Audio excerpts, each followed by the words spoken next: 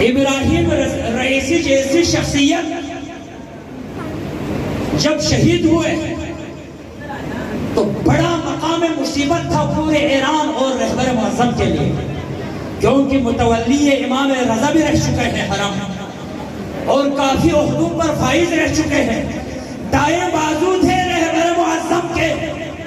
اس کے باوجود Qasim Ebrahim Raisi کی شہادت پر رہبر نے کیا کہا؟ شہادت ورثہ ہے، ایک جائیں گے تو دوسرا آئیں گے، قوم پریشان نہیں ہونا۔ چہرے پر پریشانی کے آثار نہیں تھے، لیکن جس ہستی نے رہبر کو بھی رونے پہ مجبور کیا وہ قاسم سلیمانی کی شہادت تھی۔ اللہ اکبر! میرے ذاتی طور پر میرے دل پہ اتنا زخم ہوا جب رہبر رو پڑے قاسم سلیمانی کے جنازے پر۔ پہلا جنازہ ہے جہاں پر رہبر معظم حالت نماز میں، یہی عظمت ہے قاسم سلیمانی کی۔ یہ عزت اس کو کیسے ملی؟ بات یہاں سے چلی تھی، کیسے ملی؟ کیونکہ اس میں اخلاص تھا، اس میں قربانی تھی۔ یہ مثال کے طور پر میں نے یہ بات پیش کی، جتنے قربانی دو گے آپ دنیا میں، اتنے ہی آپ کے مرنے کے بعد آپ کو عزت ملے گی، آپ کو شہرت ملے گی۔ اگر آپ یہ سمجھتے ہیں کہ میں پیسوں سے لوں گا شہرت، میرا نام زندہ رہے گا میرے پراپرٹی کی وجہ سے، تو یہ آپ کی بھول ہے۔ ہر نمرود سے زیادہ کسی کے پاس پیسہ نہیں تھا، ان کا نام بھی ختم مٹ چکا ہے۔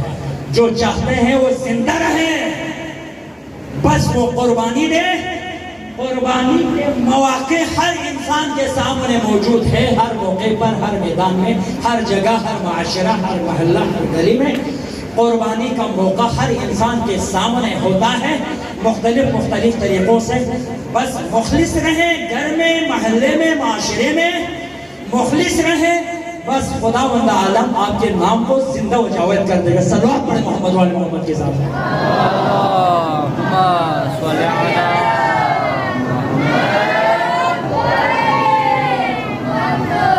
ان دو بچوں کو محسن انسانیت کہیں گے، نہ محسن شیعہ کہیں گے، نہ وہابی، نہ سنی، نہ یہودی، نہ عیسائی، بلکہ یہ بیان ہو جائے۔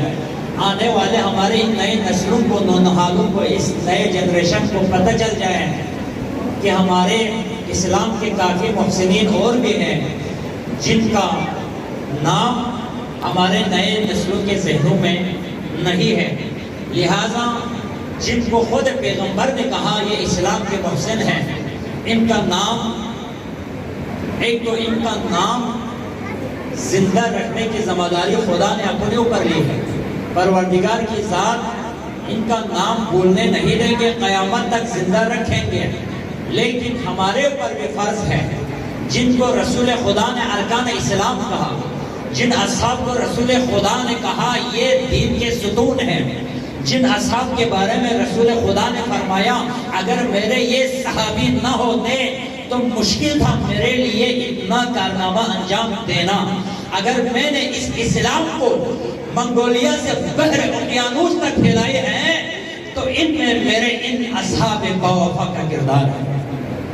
ان میں سے ایک اباذر غفاری کی ذات، ایک سلمان فارسی کی ذات، لیکن بات وہاں پر پہنچی تھی جبل عامل کے بارے میں۔ جبل عامل اتنی بابرکت زمین کیوں ہے؟ جہاں سے آل حکیم پیدا ہوئے۔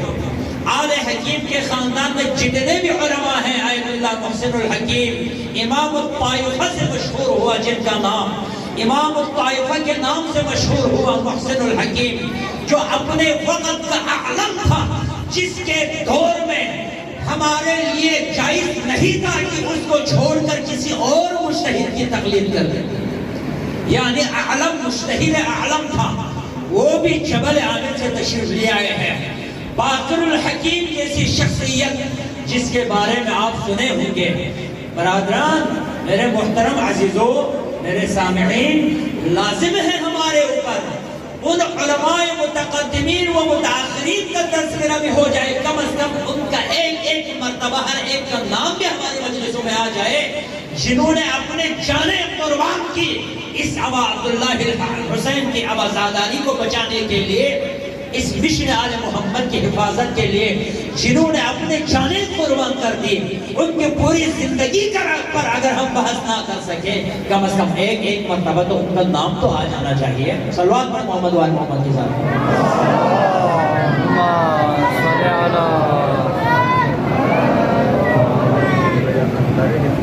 شیخ حر عاملی، شہید اول، شہید ثانی، میرے خیال میں میرے بچوں نے پہلی بار سنے ہوں گے ایسے نام۔ شہید اول کون ہے؟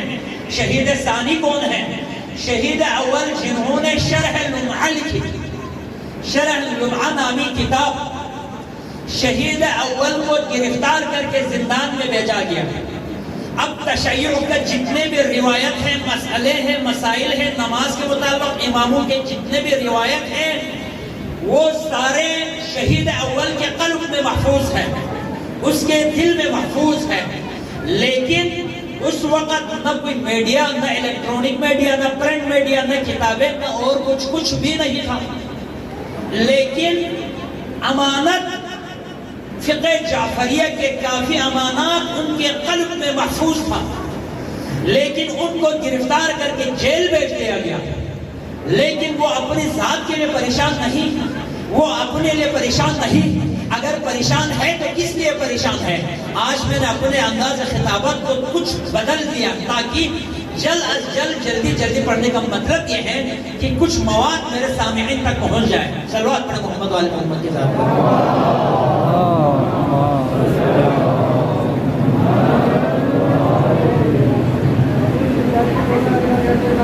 آپ لوگ ایک مرتبہ صلوات پڑھ کر آگے تشریف لے آئے تاکہ بات